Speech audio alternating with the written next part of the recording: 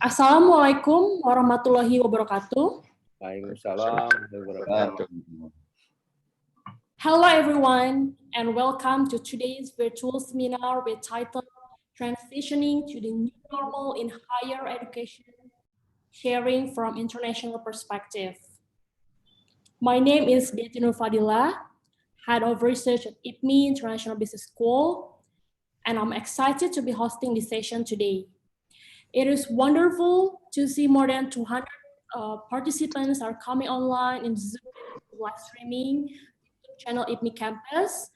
As we are having a participant from outside Indonesia, we are going to use English and Bahasa Indonesia. So we will have a good discussion about how our education looks like beyond COVID-19 pandemic, how to meet higher education learning quality during these transitions, and how to apply the solution to the resilience in higher education.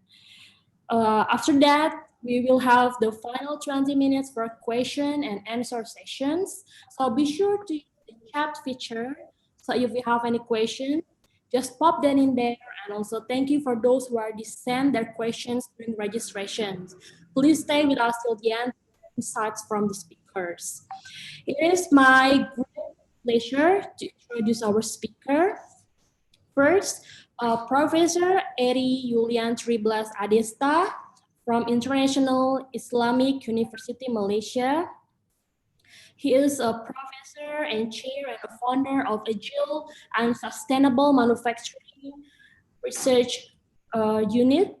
He was an immediate past dean of the Faculty of Engineering in 2019, previously the dean for the year of 2017-2018, and was the deputy dean of the postgraduate and research at the Faculty of Engineering in 2012-2016. He graduated from the University of Huddersfield in UK with PhD degree in engineering, the University of Birmingham in UK for a master degree, and the Polytechnic of Huddersfield for the bachelor degree. In Indonesia, he has been active as an assessor for National Accreditation Council and reviewer for competitive funding program. His notable area of expertise involve manufacturing engineering, manufacturing costs, supply chain management, project management, and value engineering. Welcome and thank you for spending your time with us today, Prof. Eri. Thank you. Second speaker, Professor Giuliana Tonto from Lancaster University, UK. She graduated from School of Computing, National University of Singapore, with a PhD degree in Information Systems. After graduation, she joined ETH Zurich in Switzerland as Chair of Management Information Systems. In August 2015, she moved to Lancaster University as Professor in Information Systems. Her research expertise is on system design, users' behavior analysis, data management, data visualization. She is a recipient of Inform's ISS Design Science Award on Privacy Safe Design. She is currently developing a research direction on societal innovation and digital governance in the context of community resilience and disaster management through active local and international stakeholders engagement. She is a director of MSc program in e-business and innovation. In the information system research community, she is currently an associate editor in MIS Quarterly and editorial board member in Journal of Association Information Systems, Journal of Strategic Information System, and IEE Transaction on Engineering Management. She also served as track chairs in numerous conferences. With great pleasure, I would like to welcome you and thank you for spending your time with us today, Prof. Giuliana. Thank you for inviting me. Third speaker is Ibu Cut Syahrifa. She is currently Director of Non-Academic Affairs at IPMI International Business School. She received her master's degree in international political economy from the University of Indonesia, and her bachelor's degree is from the Economics Faculty of Economics in Trisakti University, majoring in accounting. Before joining IPMI, She had 25 years in the practical industry. She gained her professional experience in corporate banking in American Express Bank and Bank Niaga, with her last position as Assistant Vice President. She is also a senior consultant in DDI, a leading HR consulting firm, and is involved in numerous projects in state-owned enterprise and major commercial corporations in their leadership development program.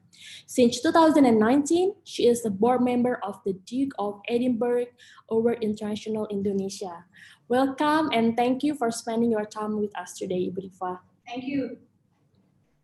Last speaker is Dr. Rizky Primasakti. He is an assistant professor in Islamic finance at the Department of Business Administration, University College of Bahrain. Previously, he was a research consultant at the International Institute of Advanced Islamic Studies, Malaysia. He also served as a consultant at the Islamic Research and Training Institute of Saudi Arabia. He was a lecturer at the IIUM Center for Continuing Education and UNITAR International University. During his PhD, he completed a research fellowship at the University of Tsukuba, Japan. As a young academician, he received a 2019 highly commended award from Emerald Publishing. He was also awarded as the Young Researcher Award from the Society for the Advancement of Social Economics in the year 2018, Best Paper Award from Bank of Indonesia in year 2018 and 2014, and the Best Paper Award from the Financial Services Authority of Indonesia in the year 2014 and 2013. He has published several articles in Scopus and ISI Index journals, and presented a number of papers in various international conferences. He posed a Doctor of Philosophy from University Technology Malaysia, Master of Science in Finance from International Islamic University Malaysia, and double degrees, Bachelor of Economic and Bachelor of Business Administration from Universitas Negeri Padang and University Utara Malaysia. Welcome and thank you for spending your time with us today, Dr. Rizky. Thank you very much, Bu Deti. Yeah. For those of you just joining us, welcome. So without any further ado, I would like to welcome our Executive Director, Prof. Aman Wirakarta Kusuma, to deliver the opening speech. Prof. Aman, over to you. Thank you, Ms. Deti. Good afternoon. Assalamualaikum warahmatullahi wabarakatuh. Waalaikumsalam. It is indeed a great pleasure and honor for me to open this very important webinar held by IPMI. And we are very happy to have all the speakers with us today. And also, I notice a lot of participants attending this webinar is not only from Indonesia, but all from overseas. So as the background, we do all realize that COVID-19 is an unprecedented happening to us, have caused a lot of disruption and changes of the norms, including many best practices in conducting and delivering education and learning process. IPMI is conducting a series of webinars related to education, as well as other important issues affected by COVID-19, such as business within food system, food service industry, food manufacturing. So this also becoming our concern in the country. Today, we are very fortunate to have several eminent speakers coming from various overseas higher education institutions.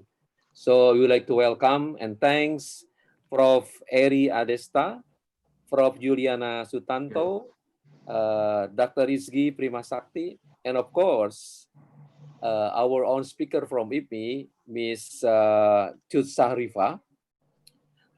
So she is the second layer of commanding, in the university.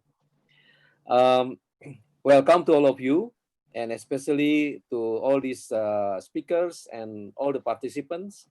for your participation and also later on to share your experience in our webinar series. The purpose of this webinar is not only for sharing experiences during this COVID-19, but also it is important for us in knowing how to learn what kind of new norms that we have to face, which require changes of our system and practices while keeping our high standard in delivering and conducting the education. COVID-19 has brought consequences on the mode of interaction from face-to-face to physical distancing. Everything must be shifted towards online learnings. We do not have any choice for that. For example, in IPMI, of course, conventionally we are using the traditional face-to-face learning mechanism, but now we are forced to accept and to do the online learning. So it means that this we have to face, we have to realize that regardless of the readiness of the institution, we have to do this online system. The new changes will affect our mindset and also our behavior of the faculty members, behavior of the student, and including the other also emerging issues that, you know, some of those assignment and also the evaluation of the study done by student, again inviting new creativity in how to complete the assignment and the exam because it's online. So I think we have to be aware about that and make sure that our quality assurance system can keep all the students from the cheating or from the any wrongdoing for these activities. So because of that, I think new norms will be coming in terms of requirement for infrastructure facilities, monitoring and evaluation of our teaching and learning delivery. So we have to be agile, but also flexible. But please probably aware that a lot of probably possibility of intervention in reaching toward the good quality of education in the new system. So finally, I would like to again thanks all the speakers and all the participants and enjoy and have a successful webinar. Thank you. Assalamualaikum warahmatullahi wabarakatuh. Waalaikumsalam. Thank you, Pak Aman. Waalaikumsalam. Thank you, Prof. Aman, for your excellent speech. Now we are going to discuss about the potential government policies and plans for higher education during the transition to the new normal, as well as the challenge in facing this transition. As we know that the COVID-19 outbreak has shocked the whole world, the global higher education landscape has dramatically changed in the past few months due to the spread of the coronavirus, or we call it as COVID-19. The learning process in the classroom, studio, and library must be stopped, and we have to switch that to online learning. Students have been dramatically impacted by the spread, where they have a very restriction in using the learning system and isolation, quarantine, campus closure, and border closure. So for the first session, I will start with Prof. Giuliana. So universities have approved that we can change quickly, but we must be ready to it again if we have to adapt to the new realities that lie ahead.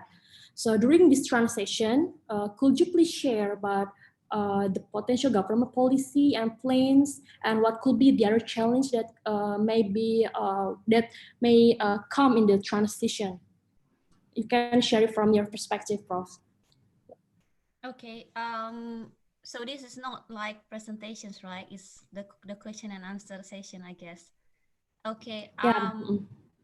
So I think from here, what happened is that when the coronavirus, the COVID-19 situation started to seems to be going to spread outside from China. So since early this year, there is indications that it's going to spread to other countries.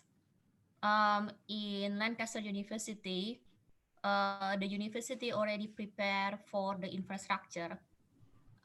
Even before the government, the UK government decides to lock down, the university has already worked very hard to prepare the infrastructures to go online when the government announced for a lockdown. So when that happens, it was towards the end of the term 2. So in UK, we have term 1, term 2, and term 3. Term 3 is a summer term. So at that time, those remaining lectures, they can still do their lectures, but in the online mode through so the university use Microsoft Teams for the infrastructure. And there have been also a lot of trainings even before to make sure that there's a smooth transitions. Now, in the summer term, because I'm the director of a master program, typically in UK for the master program is a 1-year program, and in the summer term we have consulting projects. So at that time we have to move everything to online. So we have to coordinate with the companies that offer consulting projects in order to check if they are willing to move everything online. And consultations with the supervisors are also happening online. So there are a lot of going on in UK. And for the planning for the next academic year, it seems that the government does not give specific directions to the universities, but each university seems to make their own decisions. So early on, Cambridge University, they are the first, I believe they are the first to announce that they will go full online for the next academic year, which will start in September this year. And then other universities started to announce, like I think Manchester announced they will go online full for the term 1. And the governments, because the potential students and the current students needs certainty, the government also encouraged the universities to make decision as soon as possible. Because then the international students, for example, they will be able to know whether they have to return to UK, because when they return to UK, they will have to go through the quarantine first. So they have to know whether, for example, term 1 is going to be online. At least term 1, they have to know because it is within this year. And so many universities, basically, they make decisions based on their own capacity and infrastructure. Thank you, Prof, for sharing your information. Okay, now I would like to ask to Prof. Eri. So what will be the potential government policy during this transition?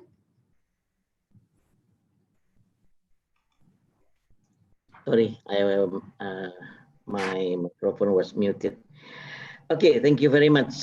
First and foremost, I would like to thank IPMI for inviting me to this very prestigious webinar, and glad to see my friend Prof. Giuliana here also, after we shared our journey to Manado in 2017, maybe, yeah, or 2018, 2017, right? Okay, thank you, Ms. Deti, on asking that question. I think what you refer to government is Malaysian government, right? Because Yes. I will not be talking about the Indonesian government. I'm fully Indonesian, but currently having lived in Malaysia for the last 13 years, I can just comment on what is relevant to is policy, the policy of Malaysian government with respect to the pandemic of COVID-19. And if I may say, first of all, that actually Malaysia just escape from a victim political turmoil when this COVID-19 struck. Because on the 1st of March, after 2 months without any prime minister, Malaysia have started imposing this first, they call it MCO. It's not the lockdown, it is termed as movement control order. Yeah, so I just want to share with you all how complicated the issue will be. But alhamdulillah, we are now gradually back to normal.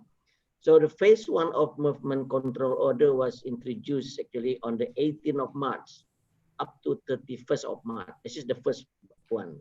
Second movement control order was the 1st of April to 14th of April.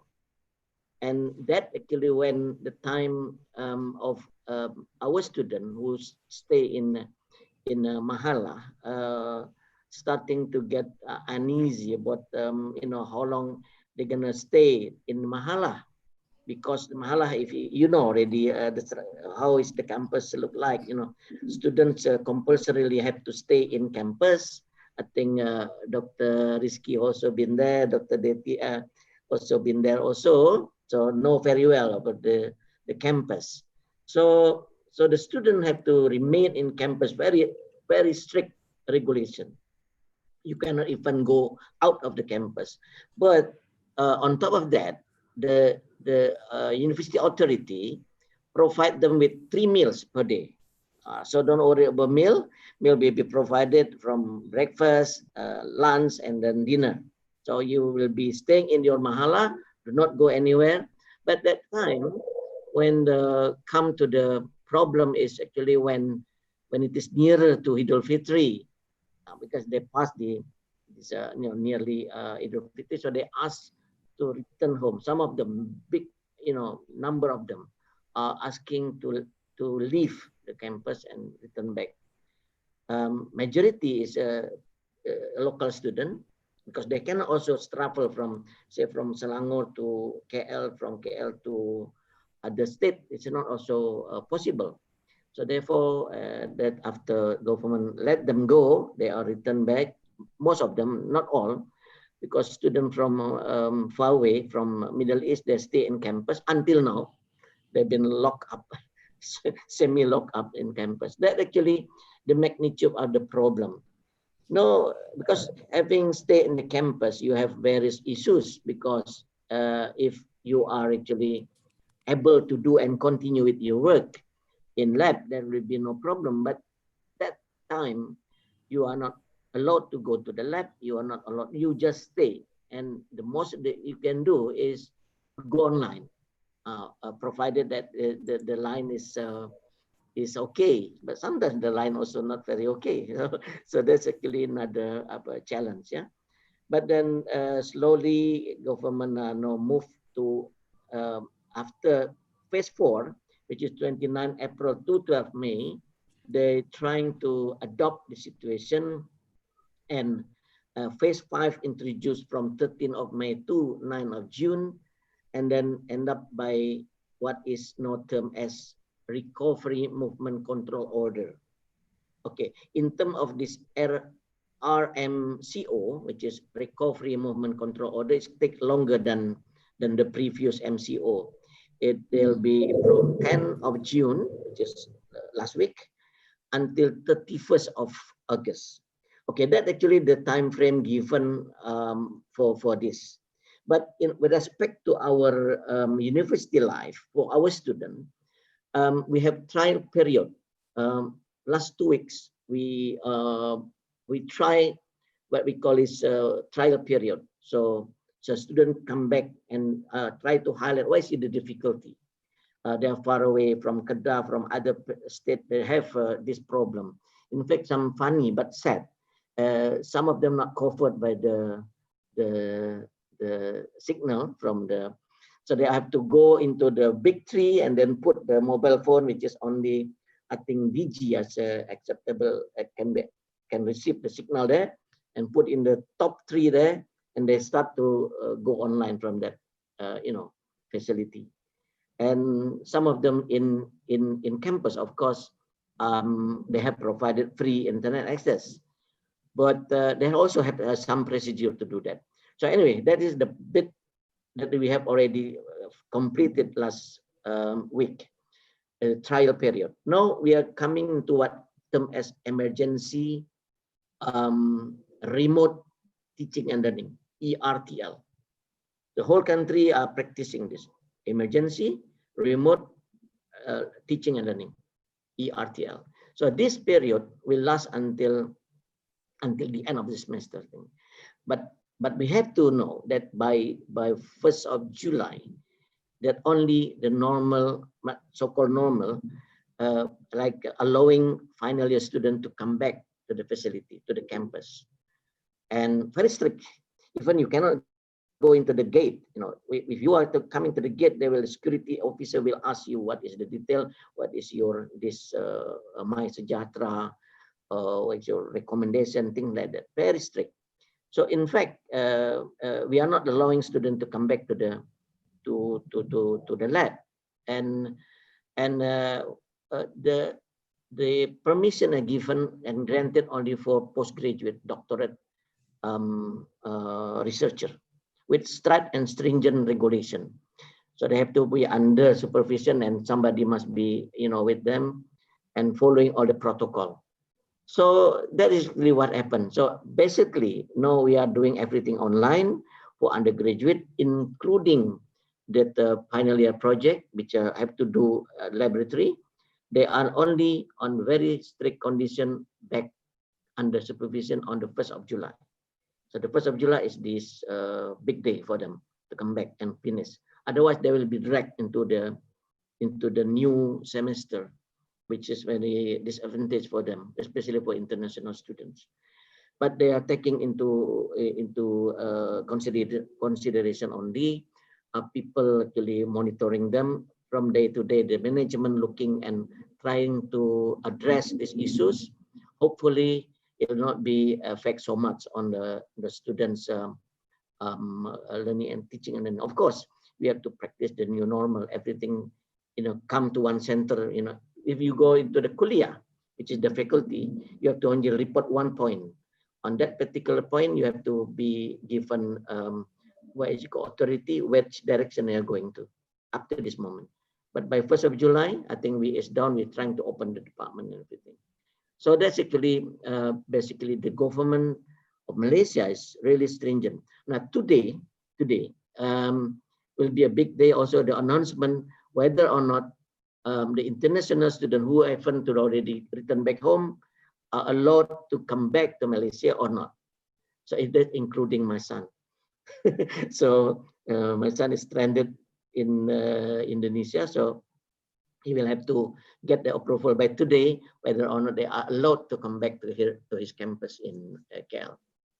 I think that's actually basically what I can give the picture, what happened in Malaysia. And this practice, I think, been practiced to all university, not only for our university but all the university. Thank you very much. That's actually my. Thank you, Prof. Eri. Thank you. Yeah. Thank you, Prof. Eri, for your insight. Thank you for sharing your experience.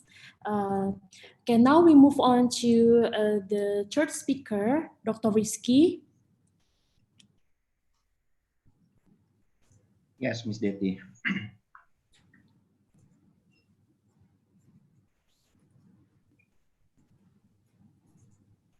Right.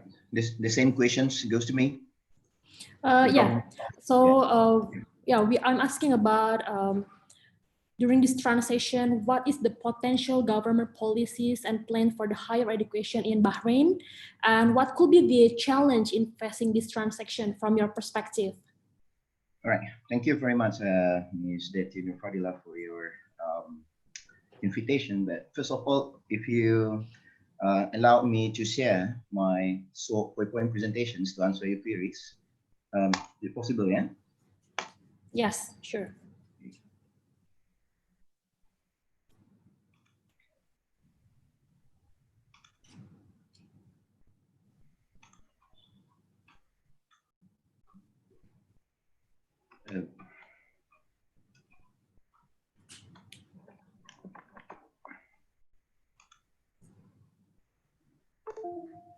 Can you see on your screen? Yes, we can see your slides now. Okay, right. I prepared this simple PowerPoint presentation about the higher education's process during the COVID-19 in the Kingdom of Bahrain. Okay. Before that, just to give a brief overview, a high glimpse about what is happening now, what the government thus far has been done to combat the effect of COVID-19. Okay, just like other country where we follow what the WHO recommendations for social distancing regulations, and in Bahrain, the governments are maintained to restrict gathering up to 5 people. So up to now, we could not mingle together. There is no gathering for Hari Raya. Even now, the mosques are still locked down, so we cannot, back to the mosque activity. And if people they are, they are testing positive for COVID-19, and they have to goes to that quarantine, the individual quarantine. They have to comply with that the quarantine. If they fail to do so, they will get a fine up to 10,000 Bahraini dinar, or equivalent to 26,000 US dollar. Yeah, and other policy regarding the health to we now are compulsory to wear a face mask if we go outside, go to the public. Otherwise, we need to pay a penalty by 5 Bahraini dinar. Okay, and now Bahrain's are ramped up the random COVID-19 testing through using the SMS for Bahraini residents and Bahraini citizens who get the message from the governments. They will go to the testing centers in the specific date and the specific time. Until now, the nursery school university closed since late February, and perhaps from the latest update from the governments in Bahrain, they will resume the class activity, the face-to-face activity for fall semester next September. But it's subject to the current conditions of the pandemic. And in Bahrain, they also closure the King Fahd Causeway, which is a bridge that connecting Saudi Arabia and Bahrain, and it will affect a lot the higher education institutions and also school, because as far as the UCB, University of Bahrain, University College is Bahrain is concerned, most of our students come from Saudi. Yeah. So in the future, if it is prolonged, perhaps we will get the less number of the Saudi students. In the safety policy, some of the movie theaters remain closed, restaurants still closed, but you can take out. First hour of grocery store for elderly pregnant women. Now salons and barbershop are already open, but it's subject to the restricted guideline. Outdoor training activities already resumed, but subject also to the restricted guideline. Right. Some of the positive news in Bahrain. Bahrain is one of the earliest countries who affected by this pandemic. But if you look at the data reported by the Worldometer, in Bahrain, the total recovery rate, it reached 70%, 71%. Yeah. Out of the 19,000 total case, 14,000 were recovered from the COVID-19 cases. And in terms of the total number of cases, Bahrain is the small country, is like a Singapore, perhaps in the Southeast Asia. Total population just 1.6 million. Yeah, and 26% of the Bahraini residents and Bahrain citizens already got tested. Random COVID-19 testing. Up to 400,000 people already get the COVID-19 testing.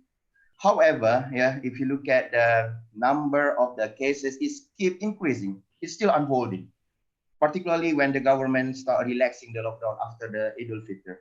And now the number of the cases, average cases, it reaches 400 cases every day.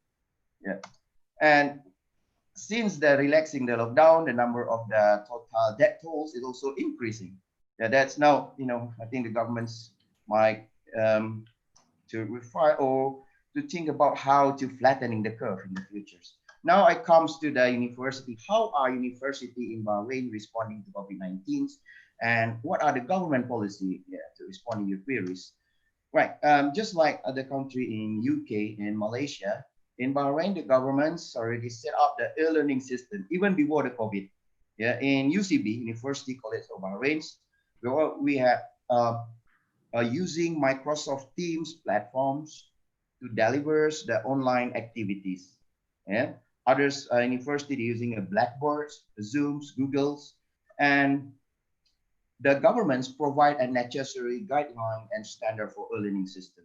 How the educators, how the teachers should deal with the e-learning system, how they deal with the synchronous activity and asynchronous activities.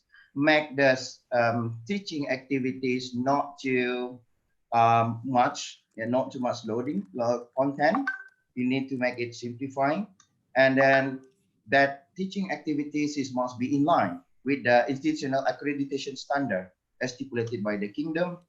Before that, I still remember in the late February, all the teachers, the educators has been trained, to using these electronic means. Yeah. So the governments provide the trainings for all the faculty member. Yeah. On how to deal with the e-learning platforms. Clear strategy toward the e-learning using the all available means, and we have to keep all the evidence, for all our learning activities, including the administrative activities. Okay. Yeah, I think I stop here for my presentation to answering your queries, Ms. Deti, about the government support and how the government's the UCB deals with this online teachings. Thank you very much. Okay, thank you so much, Dr. Rizky, for your insights. And thank you for sharing the experience in Bahrain. Now, I would like to ask Ibu Rifa with the same questions about what is the potential in Indonesia. Actually, government already announced the guideline for conducting the new semester intake and the new academic year. But how to respond to that guidelines, and are we ready, and what could be the challenge in facing the transitions? Rifa, over to you. Thank you, Bu Deti. So, Ibu Giuliana, Pak Eri, Pak Rizky, allow me to introduce me first of all.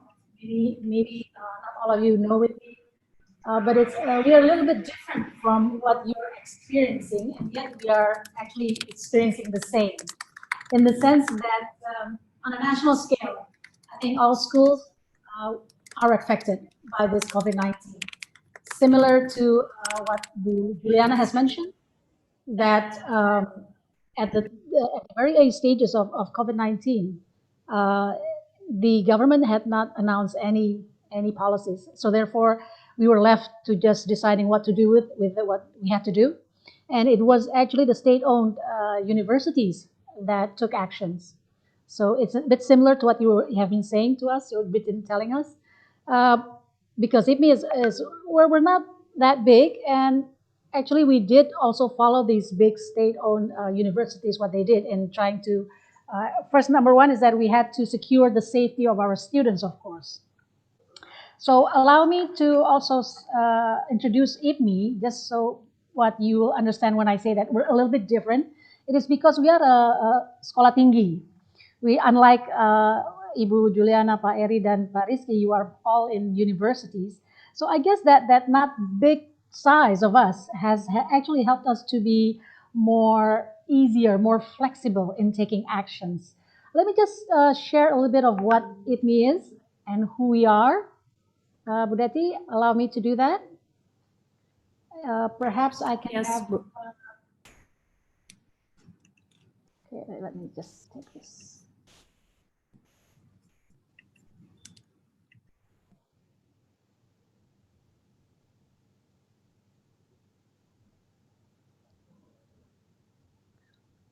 Okay, from the host, is there any way that you can help me share? Okay.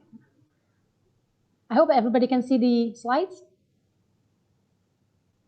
Are my slides on?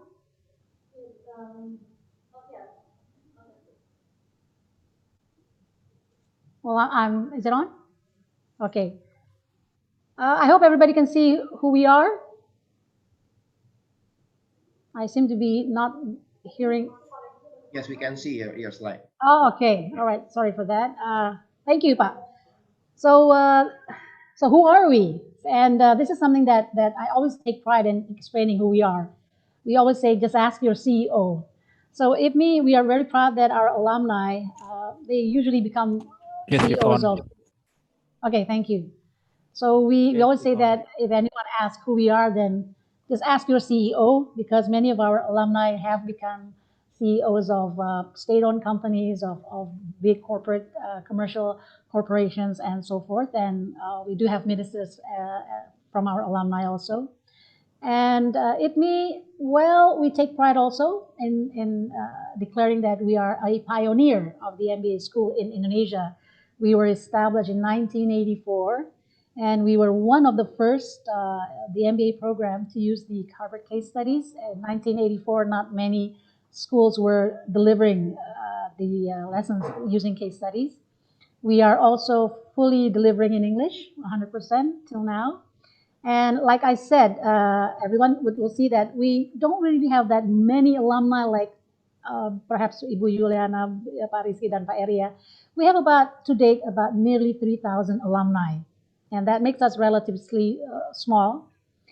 We were founded by a former minister of Indonesia, the late Bustani Larifin.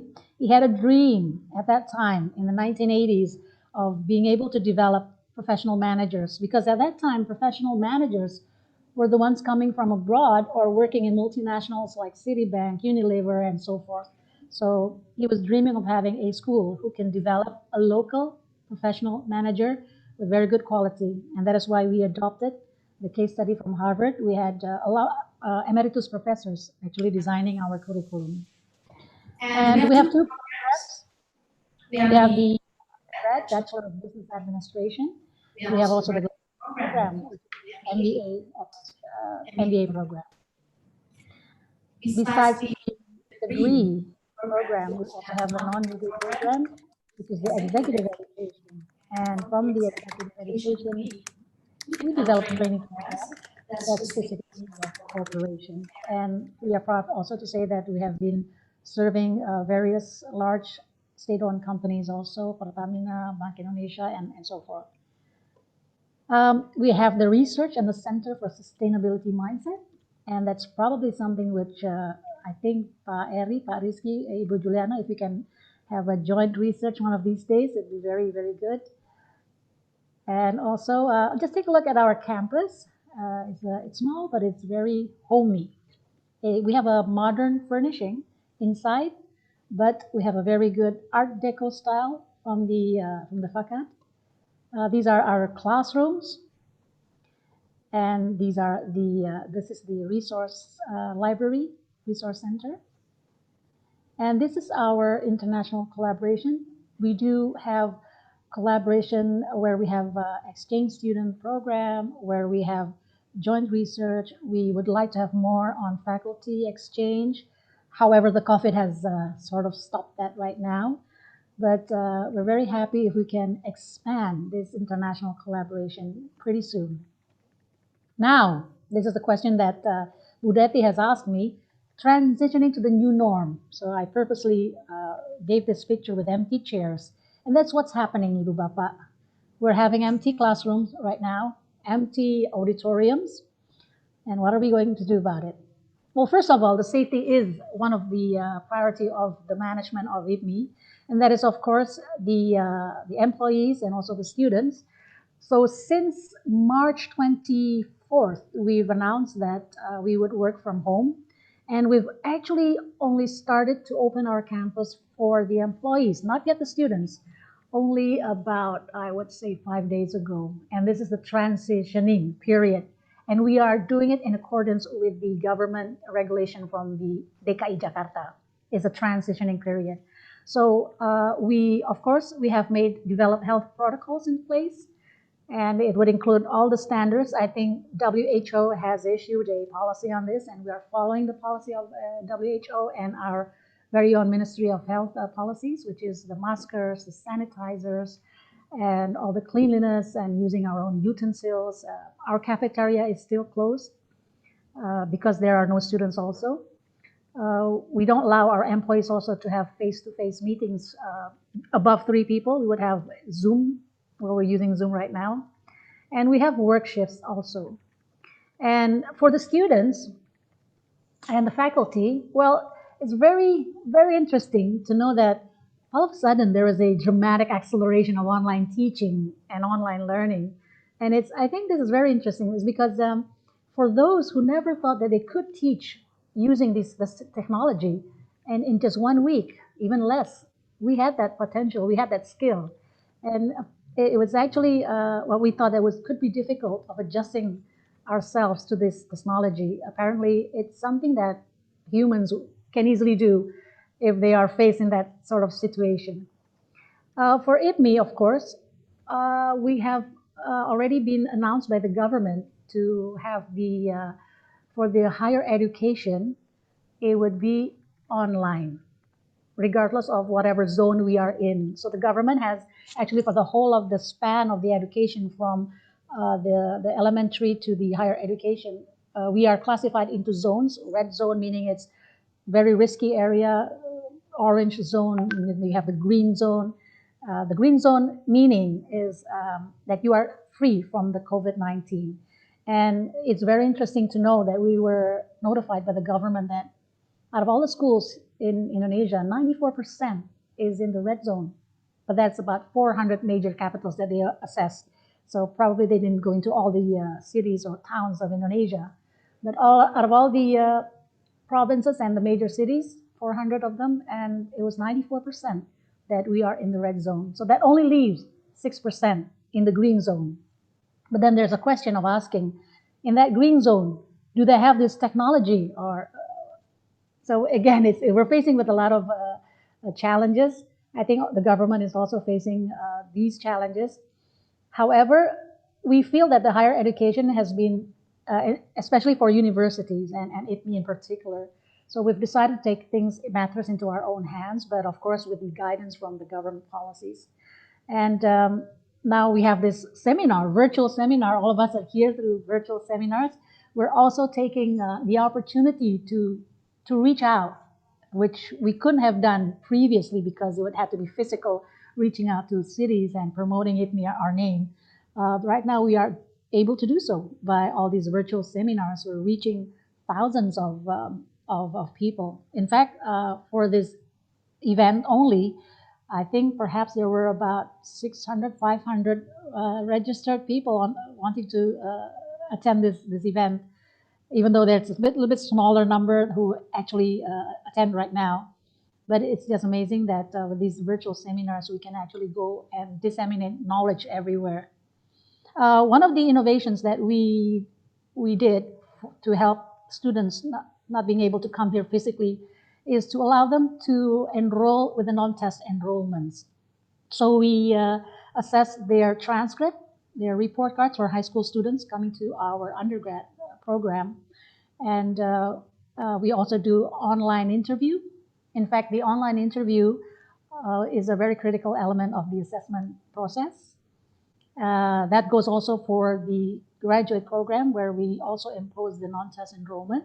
We would take a look at their transcript, and we would have interviews with 2 faculty members to assess their eligibility for our program. Besides that, well, I think we're just taking things as it goes along, because what we know of course, that we're going to have this online academic year. The academic year will start in August for all universities, and I think most of the universities have even issued the protocol for online for 1 semester. Perhaps I'll just finish right now, Bu Deti, just before we have questions and answers. Thank you. Thank you, Bu Rifa, for your insights about what's happened in Indonesia. I think we all agree that the COVID-19 pandemic has affected education system worldwide, leading to the near total closures of school, universities, and college. And to respond to that closure, we have to use the online learning programs and open educational application and platforms that university and lecturers can use to reach learners remotely and limit the disruption of educations. And the question still remains, in integrating technology for the learning system, how to maintain educational quality, and what will be the long-term impact of this teaching practice on the future of education. So now we are moving to discussion sessions. We may start with the discussion about the learning system during the transition to the new normal. For these questions, I would like to ask to Prof. Giuliana. Can you please share your experience about how to maintain the educational quality during our transition to the new normal? Yeah, so we have been talking about this in the university about that, and so the conclusion is that first of all we have to realize that some of the students, if when we go online, some of the students may not have that good internet connection. Mm. So if we stream everything as in it's a live lecture, then these students may be of disadvantage because they can't follow the synchronous lecture. So the idea is that we have to while teaching in synchronous mode, we should also record the lecture so that if some students they are cut out from the connections during the lecture, they can always revisit it because it is all recorded. And then secondly, we also have been talking about the duration of the lecture, because if it is online, then we may have to slice it into smaller, like shorter durations, so that we can keep the students' attention during the class. Some of the colleagues here have been talking about podcasts. So they are going to create podcast and upload the podcast so students can, at their own time, they can check the podcast. Of course, there will be also a deadline of when they have to check the podcast, because that contains content that they have to know before moving on into the next topic. So for me, myself, for my own course, for term 1, I'm teaching in a master program. So what I'm going to do is that I'm going to slice the classes into short classes, and then I'm also going to so everything will be recorded. So what I'm going to encourage is basically consultation. So I'm planning to create like a clinic, like a consultation clinic, and then I will be standby, and anybody can come in as individual or as a group to ask for specific concepts that they do not understand. And then the other things that we have been talking also is about the assessment, because if it is online, then we have to rethink about our assessments. For me, in my class, so in the master program that I am handling, most of the modules, most of the courses do not have exam. We have assignments. Only one that has 50% exam. And so we have decided that for me, for example, I have like one individual assignments at the end. Instead of giving the assignments in bulk, like at the end you have to create this, what I will do is I will slice the assignments so that after a certain weeks, the students have to do something, a segment of the assignment, submit to me, I will give feedback. And of course, I will mark it. And then I will teach some other concepts, and then I give another segment of assignments. So as a whole, everything will be connected, but it will be in segmented assignments mode. And it's also good for the students actually like this, because it is a constructive feedback. They will learn how to improve their next segment of assignments after they get feedback for their first segment of assignment. So that's what we plan to do online in terms of the delivery of the courses, and also in terms of assessments of the students. Okay. You mentioned about the internet, internet that the infrastructures, the internet to support the students in online learning. So, what might be the solution for those who maybe have financial problems or lack of infrastructures in using the online learning? Yeah, so I have actually some slides. I'm not sure whether Yes, you're going to yeah, share it or I'm going yeah. to I would share like it. to share that, yeah, Prof. Yeah.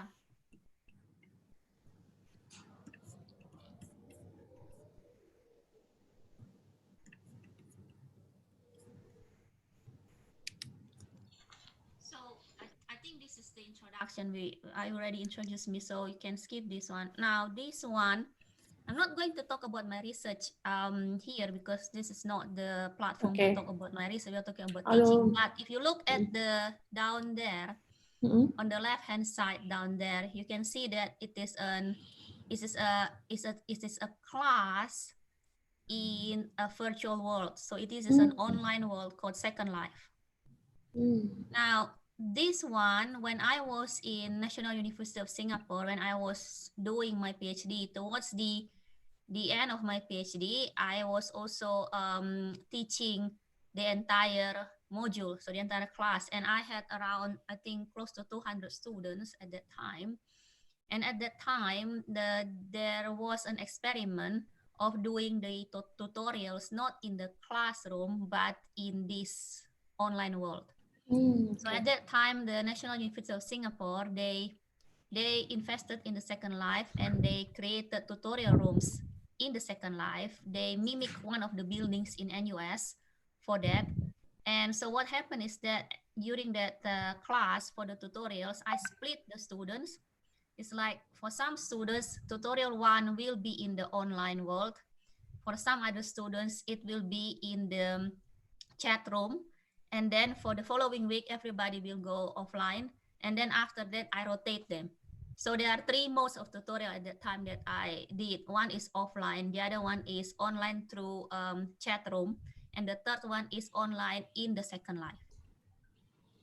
This Very is interesting. before COVID. This is just to show the technologies before COVID. And I did some studies about this, and the study found two things. First, there is a personality difference when the students are online and when the students are offline.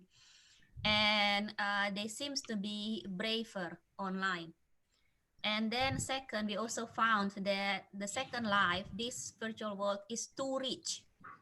It's too rich that it distracts the students from the content of the tutorial because they start to become amazed of the surrounding and they start to play around with the surrounding. So that was our conclusion at that time.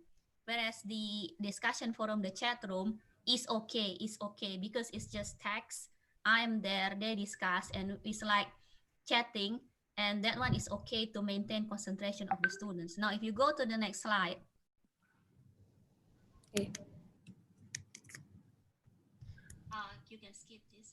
So this is what happened now. I told you that in the summer term, in the master program is about doing their consulting projects and doing their dissertations. So for example, I am supposed to teach them the research methods of how to do their dissertation with different research methods. Instead of doing that in the synchronous mode, in Lancaster, we have this, it's like a website that is specifically created for the purpose of teaching students about research methods in the way that they can browse through the websites. So they can go to the website, there will be video, there will be explanation, they will know stage 1, stage 2, stage 3, what to do, what kind of method they can choose, and all these are in the website. So it's very rich. And I also uploaded examples of journal papers that use different research methods for the students to take a look. If they have questions, they can contact me. We have one-on-one consultation or we have group consultations. I think that is more effective in this way because they will do self-learning, they will absorb all the content first, and then if they have questions, they'll come to me and they will come to me with specific questions that I will address. and they can have consultations with me via Teams, the online synchronous mode, or they can type. They can type in the like a chat room, and you can see there, for example, they basically tag me. So they say, dear Professor Tonto Giuliana, and then I will receive notification. So I know there is a questions there. So instead of sending me emails, they're now using this. So it's like it's full in Microsoft Teams. The content is there. They can ask for consultations with me as in synchronous mode consultation. We can have immediately join Microsoft Team meetings there, or they type me questions and I will answer. Everybody else can see. So this is a good way of having an online kind of teaching. Can you go next, please? This is what I say podcast. So this is created by my colleague, and she's supposed to teach the students about the consulting techniques. So on one hand, they need to know research methods. On the other hand, they need to know the consulting techniques. So for her, she prepared podcasts like this, preparatory session. So she recorded herself. There's no, she recorded herself.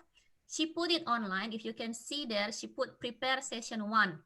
So she announced to all the students that there's going to be like she's going to deliver materials, but before that you have to go to check this podcast and listen to it, and then we will discuss. So everything is like before. Also the contents are put there for the students to see first, and then we go with the teaching. Because this way they are very well prepared and they know exactly what they don't know or they don't understand. They can ask specific questions to the lecturers. Next, please. The problem is with the social impact. That's your questions, right? About the social impact. So in UK, the UK broadband, so the networks providers, the governments, there is a government broker deal with them. So they remove the data caps during the pandemic to make sure that everybody have good access to the data, to the network.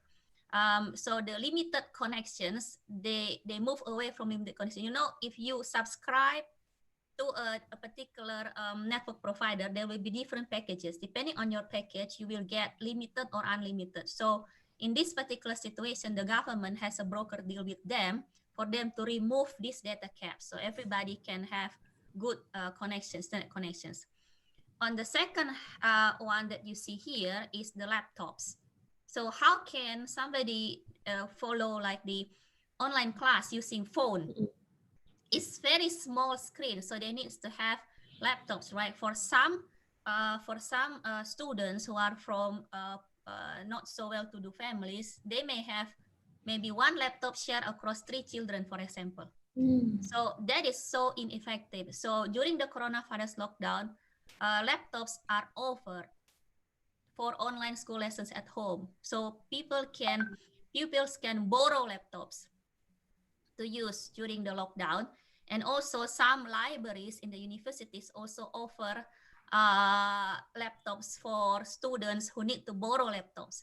Even my colleague, when he was working with his laptop at home and he said that suddenly his laptop broke down, he just have to call the IT support of the university and they will lend him a new laptop until his laptop is fixed, is repaired. So this is how the government and the university are trying to overcome the social inequality during the coronavirus lockdown. Also for the library, even before the coronavirus lockdown, the library has moved away from physical book to e-book. If you look at it, a lot of book publishers, they also already move away from physical book to e-book. So in my course, for example, my students do not have to go to the library physically. They can just access the library online and they can read the e-book that is needed for them to read for my course. So if I reflect about all this, it seems that even before coronavirus, things are anyway moving towards the digitalizations.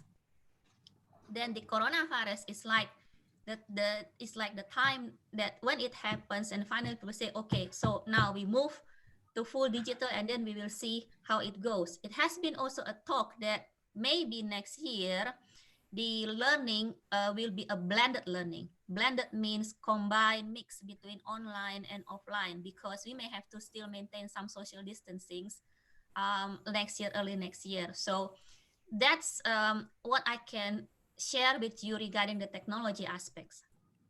Okay, thank you so much, Prof, for sharing your experience. It is very interesting, especially when you mentioned about lend some laptops to students, rent some, where student can rent laptops. Can you please share more detail about that? Is it given by the government or from the campus? And Yes. how do you actually make sure that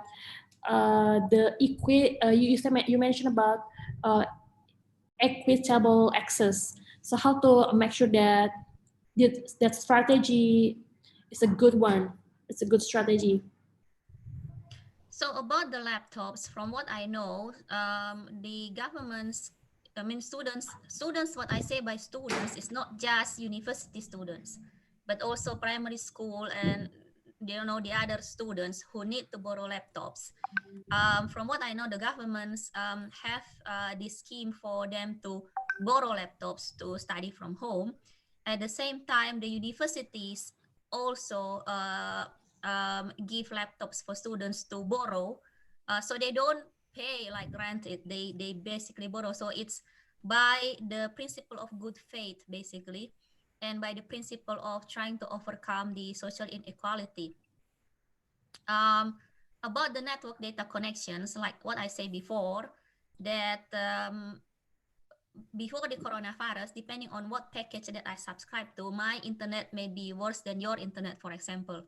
Then I may have problems regarding my internet connections. But the government now, they have a deal with the network providers to remove that restriction. So of course I still pay, you still pay, but then we don't have data caps anymore, which is okay for people who pay more.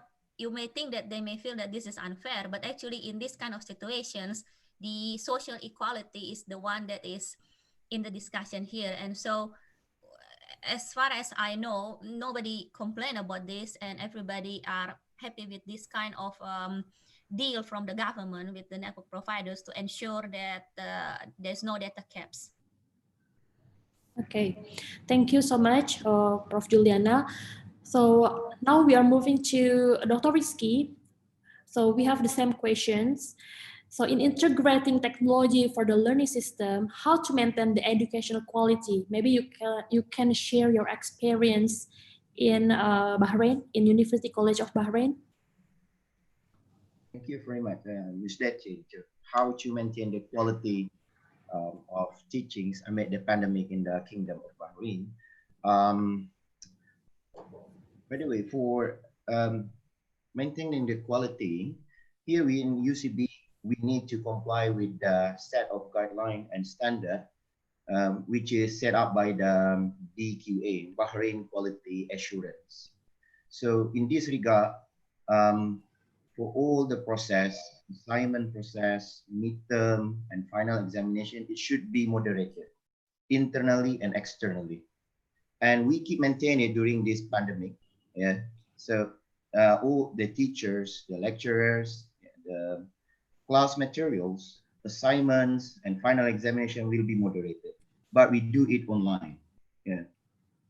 And this is as far as the rules and regulations stipulated by the Higher Education Council. However, during the time of that pandemic, the percentage of the moderations is reduced. Yeah, perhaps before the COVID, 50% moderations, but now we reduce it, the percentage of the moderation, but it continues. In terms of the strategies that UCB has been done thus far, how to maintain the quality. Yeah, I do agree with Ibu Giuliana had mentioned just now. There are, I can share at least 4 strategies, yeah, for UCB in order to keep in track, yeah, to deliver good teachings, good qualities. Number one, try to deliver all the relevant materials. Yeah, here in UCB, we are trimming the length of the teachings. Yeah, so not delivers the content too much. Okay, so try to match the contents as small as possible, and we are encourage more discussions, yeah, more interactive activities. For examples, I'm teaching MBA class. We did e-debate, online debate. So before the class, we post the materials, and perhaps the students will be divided into two groups. And the next season, the students, they will be debating about that particular topic. So we try to find out the relevance idea to keep the class interesting. So not just monotonous when only the teachers delivering lectures, but we encourage students to more active. Other methods, we deliver online quizzes. Yeah, online quizzes. You know, we have a different platform like Kahoot. So the students can participate online in response to the materials, study materials. The second strategies to maintain the quality is delivers or we combine online and offline learnings. Yeah. Before the COVID, even we had implemented the online by using Microsoft Teams. So in this time, in this age of the pandemic, some of the activities that we deliver to our students in UCB is, for example, provide the reading assignment. Yeah? So 1 week before the synchronous activities, put all the materials, and the student will have a time to digest the issue. Okay. The second one, for that assignment, the tutor, the educators, the teachers will provide a constructive feedbacks. Yeah. So from that feedback, the student can learn and can improve on how they make a good project, a good assignment. Yeah. And the next method, we updated also by using online video tutorial. I'm teaching finance course. I'm teaching Islamic finance course. So normally we create also a video for a respective content in finance, in economics, and we uploaded that video online. And if the students still have a queries, they don't clear idea about that, the students, the educators, the teachers, we keep them updated, yeah, by using the email guidance, chat rooms, all the means we use to, to help the student in assisting them to assess the learning process. Yeah. The second strategy, the third strategies to improve the quality is, as mentioned before, is provide sufficient support to the student. Even now, my working hour is extend now. Some of my students, they keep asking at night and after the working hours, in the evenings, and lecturers, they are encouraged to reply them. Yeah. No way for them, to not respond the students. So we keep giving a feedback to the chat room, to emails, in a way to support the students. And the fourth principle, the fourth strategy to maintain the quality in terms of the class assessment. Yeah, similar with the UK, all the examinations now has been replacing with the assignments. So no final examinations, no midterm assignment. It will be replacing with the class assignment, and that assignments will be goes to Turnitin in order to check the plagiarism. Yeah, because we don't know, because the student, they are more creative than us. They might get the materials from the internet, and to prevent that cheatings, we goes to the Turnitin. Yeah, provide a certain threshold, 10% or 20%. Below, beyond that, then the student need to redo that assignment. And the second things about the assessment is, in UCB, we also graded the attendance plus class participation. Yeah, and it put 10% out of the total grade. Yeah, it varies among the university. Some university 10%, 15%, even 5%. It depends on the university, but the attendance plus participation is graded. Yeah, previously it's not, but now we want to keep track whether the student attend or not, and to encourage them to participate in the virtual class activity. I think that's all, Ms. Deti, on how the University of Bahrain maintain the quality. Okay, thank you so much for sharing your strategies to maintain the quality in educations. I would like to read some of the questions from the respondents. This is about the practical skills that the students should get from the online learning. So, Prof. Eddie, do you have any input about the practical skills, especially for laboratory class or course? Okay. Okay, thank you. So this is my turn, yeah, to answer. In fact, there is an inquiry also. I'm responding to the chat actually just now about this particular laboratory or hands-on lab. Yeah. To overcome the problem with this physical encounter between the student and instructor, or the lab officer. So we have the policy of number one is to restrict the number of participants per group. So we have to still observe the social distancing. So it means that it used to be 10 people, now it can only 3 or 2, maximum 5. We still have to keep the distance, you know. And of course, all the protocols following the protocol issued by the government, we have to strictly follow that. And for that particular lab, we also trying to identify if other learning outcome can be addressed instead of using the equipment. Then we will try to engage that particular alternative method of delivering the learning outcome or to achieve the learning outcome. Say, for instance, they have the in machining practice. So maybe we can replace that with simulation. We can have the simulation to just get the parameters like a relay in a laboratory. So that kind of approach also been taken into account. But again, this is not practice yet. It is starting from the 1st of July.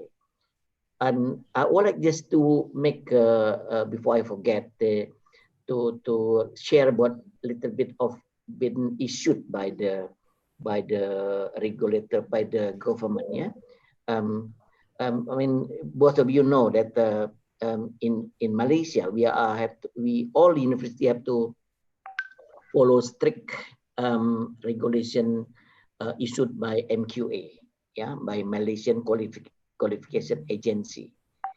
All university must follow that. But in engineering, since we are accredited by the professional body, we have to again have the exercise to follow the stringent regulation. For instance, the professional engineering organization, which is through its organization called EAC, Engineering Accreditation Council, they have to put also requirement and strict control on the LO, on the learning outcome. So just now we are discussing, just before I joined this meeting, I was in another meeting, that it is strictly on centralized sit-in. Time final examination is not allowed. So not allowed, capital bold. It is according to IIUM ERTL MCO number 4, 2020. So no way we have to have a sitting examination. It's out of question.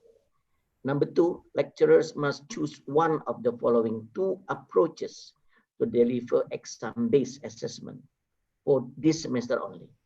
We will see what is going to happen in the next semester. But for this semester, we have two options. Number one is to have an alternative assessment, which may be depending on the consensus, and we are to address the learning outcome. Maybe from 5 we address 4 maybe, and we have to change the one to another means of assessment. Option 2, we have to offer, or we can offer a take-home examination within 24 hours. So this kind of examination, it's not the basic question, just a matter of right or wrong.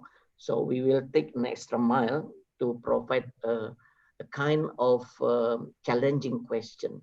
So hopefully between one student to another student, there will be no set of standard answer. They will have to, depending on the depth of knowledge of the students. So that's tend to be an essay type of question.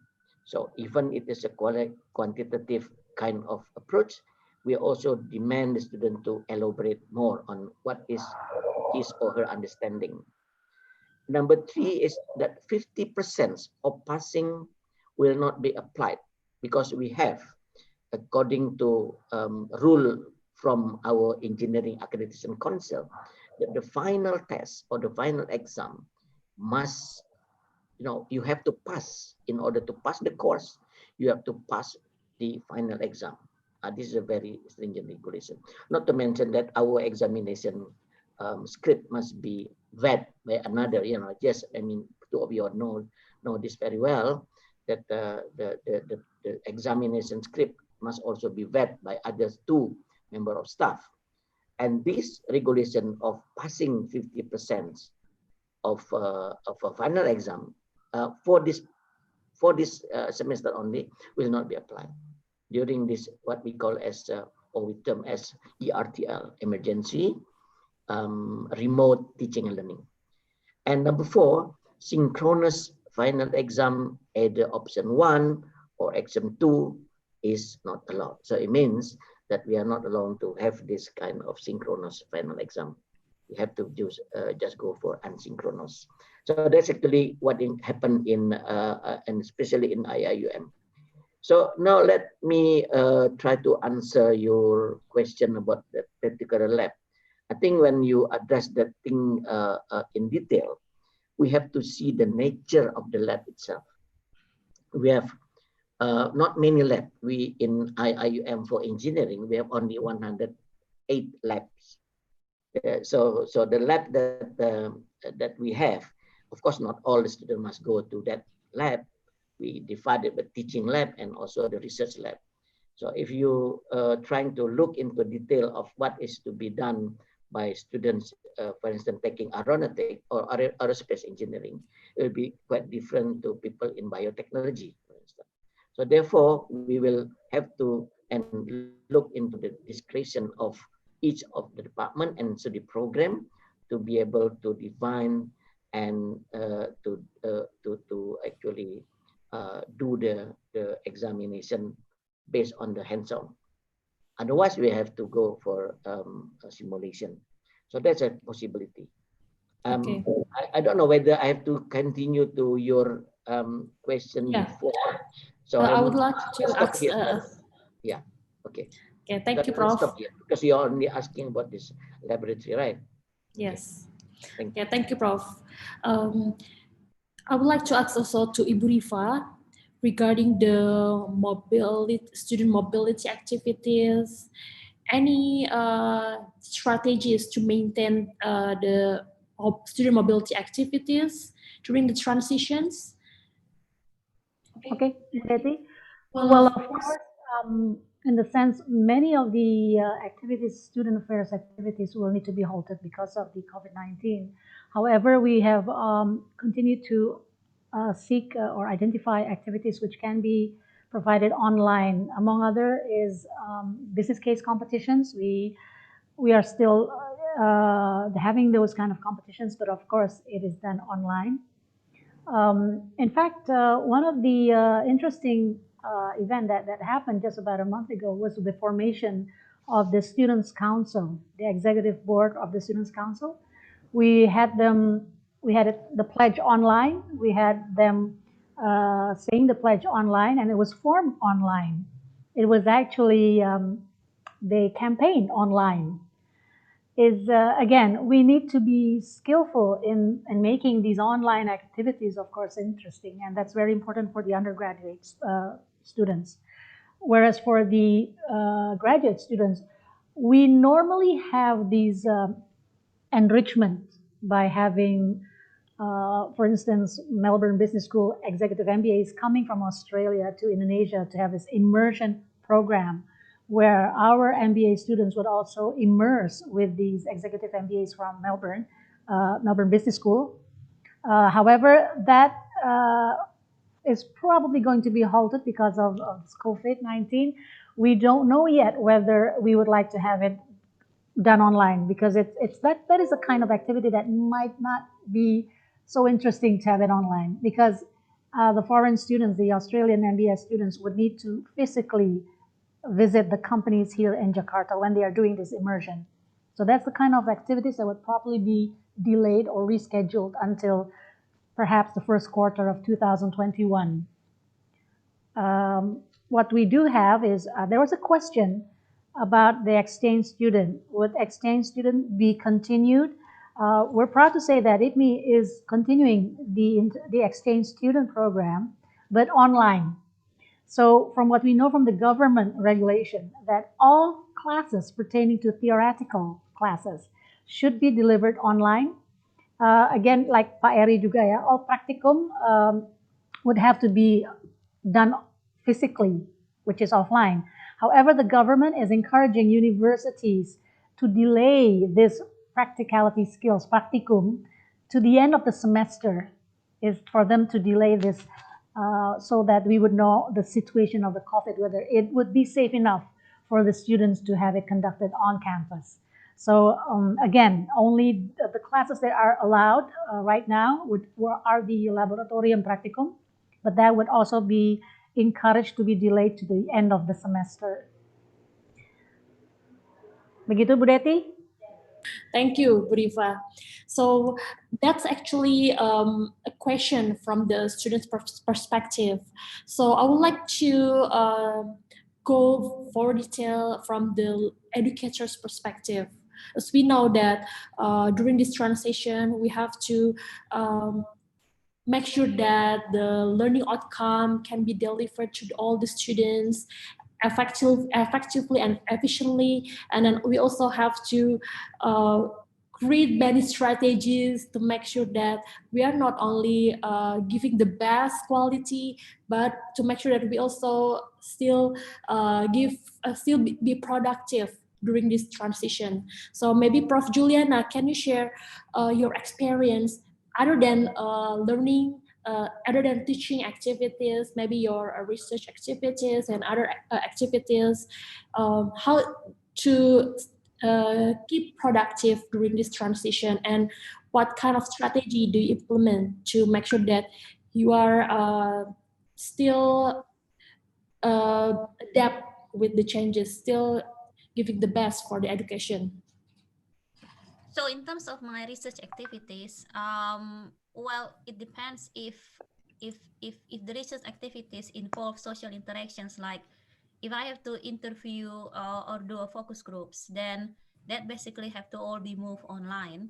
It can't be done offline. So studies like ethnography study means observing the people will be quite difficult to do during the lockdown, because not possible to observe them. But interview, survey, focus group can still be done online. In fact, survey is always online anyway. So at the moment, I'm doing a research on disaster management, disaster response. Is for developing decision support systems.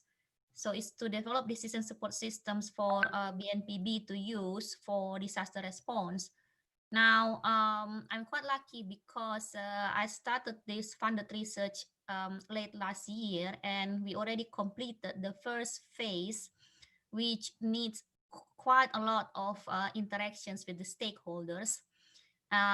In fact, we just completed it recently, and the final workshop, we have to move everything to online, but that is fine because So far, we have had most of the understandings of the problems that we need. Then on the subsequent phases, which is on the modeling and system development, basically, mainly we do it with not so much interaction with the stakeholders. So in terms of research productivity, we can still maintain the productivity, although during this coronavirus lockdown. Now, I do have PhD students who unfortunately have to return to Indonesia for family reasons.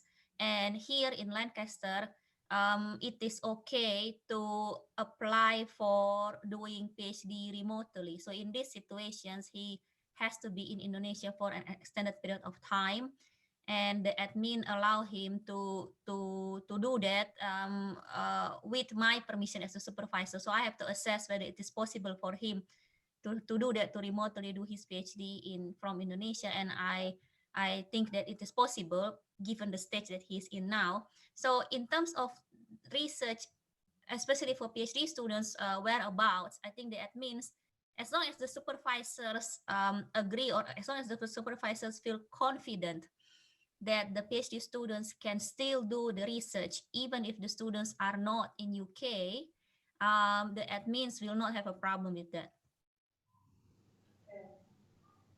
Okay, thank you, Prof. So I would like to ask the same question to Dr. Rizky. So could you please share your experience, your strategy in keeping your productivity during these transitions? As I am having many questions from the educators, I will mention the names. It's from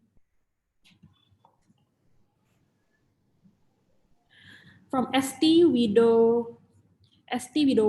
from Fakultas Pertanian Universitas 11 Maret. So she asked me about what should we do in keeping our productivity, especially for teaching and other related activities. Okay, thank you very much, Bu Deti. And how we keep productive amidst the pandemic aside of our teaching activities. I believe that there is always a blessing amidst in the storm. There is always a room for improvement. So it is a time for the teachers, for the lecturers to do international collaborations like we are doing right now. And in terms of research, that pandemic, it ramps up the process of the research collaborations. Yeah. Just recently, I had a research collaboration with KNIKS, the National Committee of Islamic Finance in Indonesia, together with the AOFE in Bahrain, accounting and auditing organizations for Islamic financial institutions. So diverse researchers from the various organizations, we did a collaborations on that. And we had plenty of time, aside of the teachings, also delivering a webinar, yeah, with regard to the research and the teaching purposes. At the same time, me personally, I invite also my students to attend that webinar regarding the research processes, regarding the research technique, especially for the MBA students.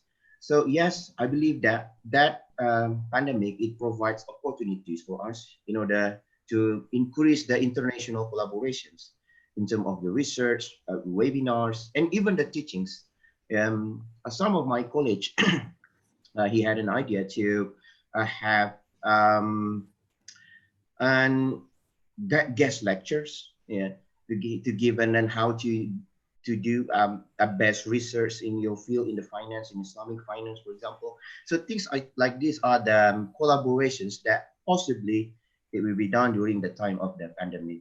So it will open the door for learners, for the teachers, and for the lecturers in order to keep productive. Even we are stay at home, we can produce papers with good quality paper and with the good collaborations. And other things, if we collaborate, it will increase the feasibility of our research. I believe if we can collaborate with Giuliana in UK, with Professor Eri, and of course, at the end of the day, it will increase the feasibility of the research. So it is a good chance for us to do a collaborative research. Thank you very much. Yeah, thank you.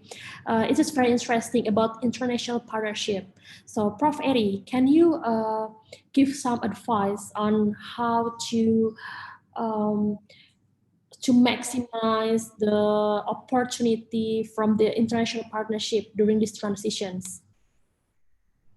Okay, thank you. This is actually the question I'm waiting for. Actually, the a concern already addressed by many university actually about what is the impact. Yeah, I mean, you see all they are worried about decreasing in number of students intake for the private university.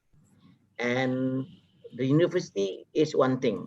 Country like Australia that are used to get many, or UK also, many international students are trying to look into the matter very seriously. What's going to happen next?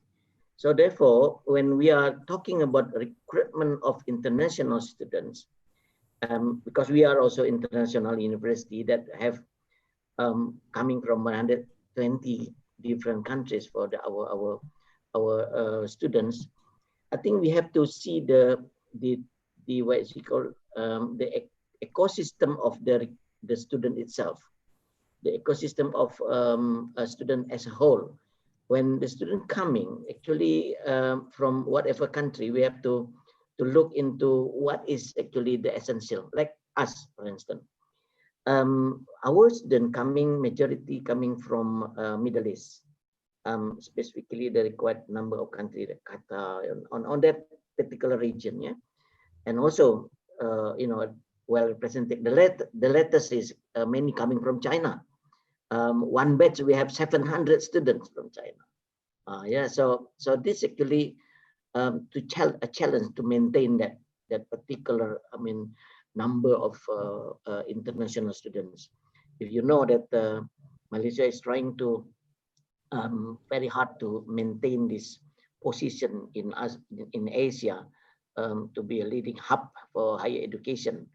Maybe up to before the COVID, they about I think October last year, they mentioned about the income of the country coming from international students alone is equivalent to Indonesian rupiah of 28 trillion. They're going to increase it into 54 trillion by having 200,000 international students. So it's a serious business. So for IPMI, I think it's a very good opportunity to explore this thing, because you are international in nature already. So your name is International Business School. So therefore, you are mingled with the people from international society. So for us also, this is a nature, because our language of instruction is English, fully English. We don't actually deliver anything in Malay, or alternatively, like some of us as in the IKHS, maybe they are delivering in Arabic, yeah, but we don't do anything in Malay. So therefore, we are international in nature. Now, so keep this influx of students coming in, we have to see the total, what I call as an ecosystem. Number one that I think that can be done is actually to reach out of the students that already in that particular pond, so keep corresponding with them, or maybe you have to keep active emailing. So this must be done by international office. And or maybe you can go a little bit extra mile to start recording things that interest to the students, like the scenery of your campus, like you just showed to us here. This is very nice, and it's not ordinary campus. You have this excellent facility and things like that. So that's actually make you stand out of the crowd if you want to really recruit students. Because a problem for other university, and not necessarily be problem but for us if we stand out of the crowd, because the market segment for your students is not necessarily intersect with other universities. So don't worry so much. I mean, some paper already on the news that it'll be as much as 40% drop. Some other paper say that as much as 60% drop in number of enrollment, which is quite scary. Then we are going to soon become out of job, as a lecturer.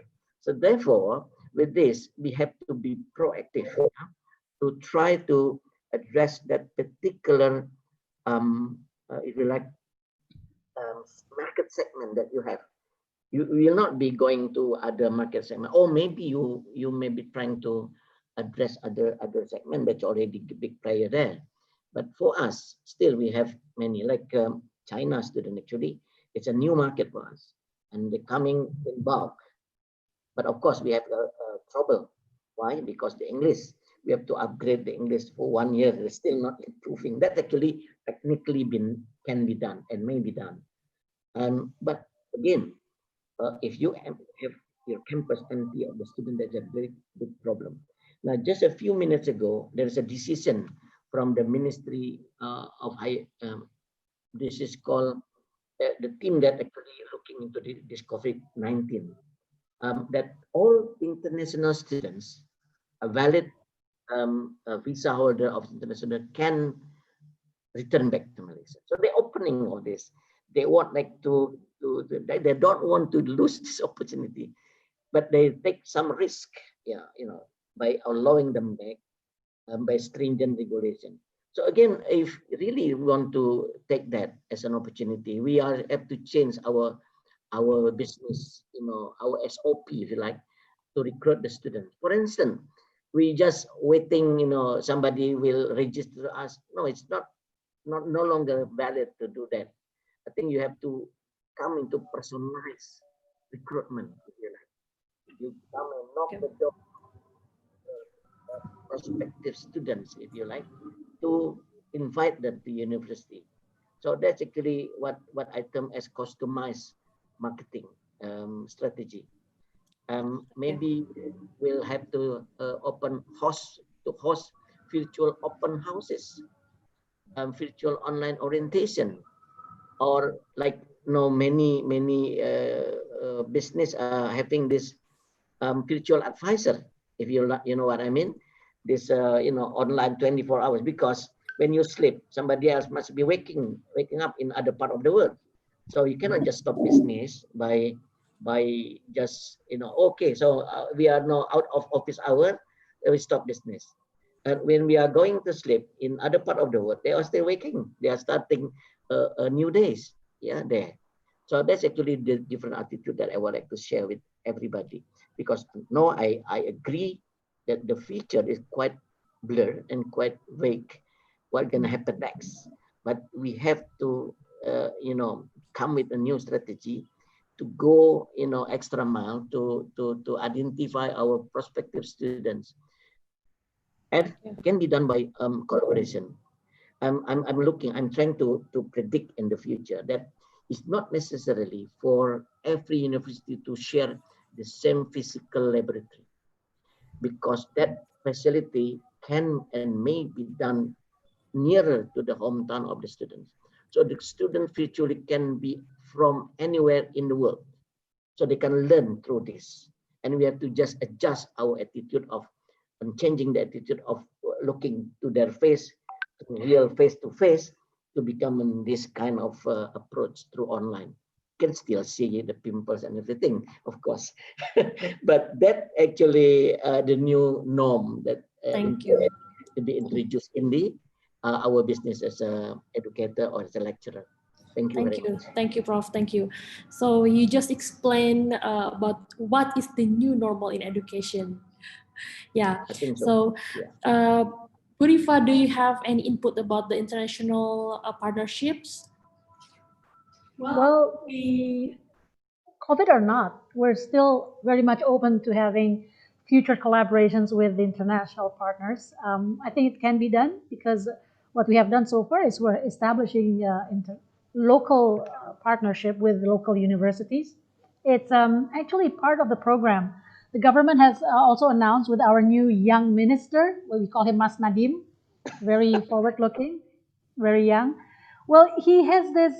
Actually, he's trying to implement ideas which have actually been thought about by other, I assume, other education ministers, which is the Kampus Merdeka Belajar Merdeka Kampus Merdeka, which is the 5 semesters in one university, and then it's encouraged to have 3 semesters either outside the university for take another program study, which is different from your program study right now, or 2 semesters internship. And if it is to be implemented, because what I know is in 2020, it will be implemented for our incoming 2020 students, is that we need to have a lot of partnership among universities to allow our Indonesian students, to go either abroad or study in Indonesia. So that would encourage universities to have these collaborations, whether it's international or whether it's local partnership. So Bu Deti, I think you will see a lot of these Indonesian universities will have a lot of programs and will have a lot of collaboration. And I think this is great, though, what we're having right now is we're introducing ourselves, we're opening ourselves to other partners, other local and international partners. Can I just interject for 1 minute? Yeah, Okay. that's a very interesting statement. If can I, Bu Deti? Yes, sure. Okay. Yes, sure, Prof. Since you're all business persons, look at this way. When you're still looking the business of education, put it business of education, right? As an old entity, like what is, Merdeka things, you mentioned just now. At the end of the day, the customer is actually want to have the best for its value for money that spent by them. So why should we actually keep them to just shopping in our shop? Why can't we just join this? If so, for instance, you want to take business whatever from IPMI, then take it from there, and then at the end they recognize as a competencies. We have to change totally. We want to change, this kind of attitude together. Like for instance, we are trying to dictate. At the end of this, following this, you'll be like having garugado, or to be easy. I mean, I always use this as example of martabak. Yeah, we have a flour, sugar, something, I don't know, whatever. So then, with the same ingredient, we can also make serabi. We can also make other type of food. But the tendency that we're doing today is actually dictating. You must have only martabak. That's it. Full stop. This is not merdeka. This is not actually freedom. So let the student dictate that, like a shopping in the mall or in the shopping center. Pick up the ingredient. Then at the end they formalize it, becoming what is want to do with this competency. So that's actually the real merdeka things. So not only within a university or within the intra what is it called, faculty, but also intra-university, intra-discipline if necessary. Because I'm actually I like to look into the supply chain long time ago. So I introduced this extended enterprise concept, whatever. So actually, I'm from the hard mechanical engineering background, but later I tend to tend to go a little bit on the soft skill or the soft engineering. Yeah, that's actually the choice.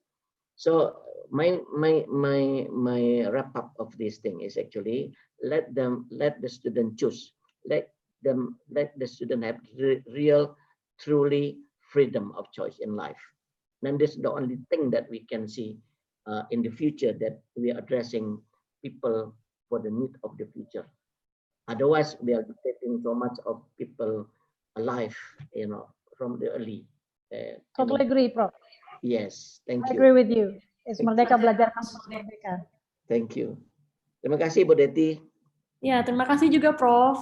So we are coming to the end of our webinar today.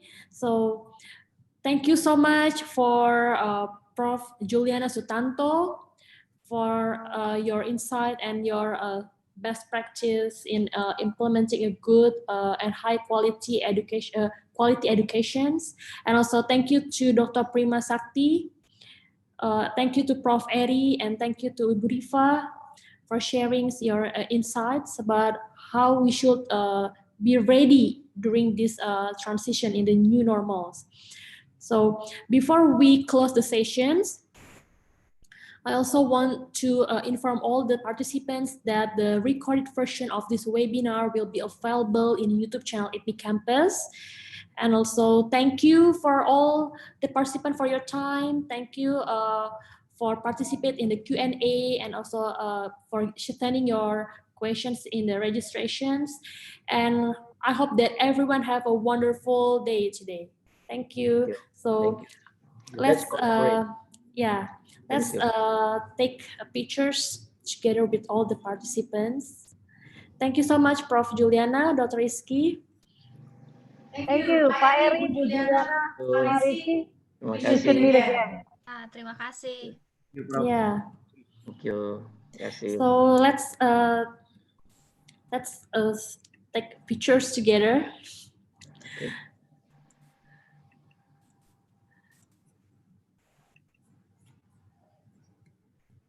All right.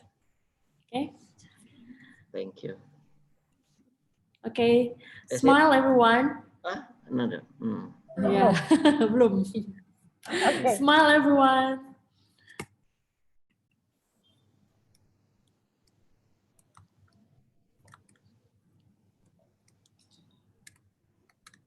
Okay. Thank you for all the participants. Thank you for all the speakers. Thank you for your time. It is an honor to finally meet you in virtual, and I hope that we can do more event like this together. Thank you, and I hope that everyone have a wonderful rest of your day. Thank you. Thank you, Prof.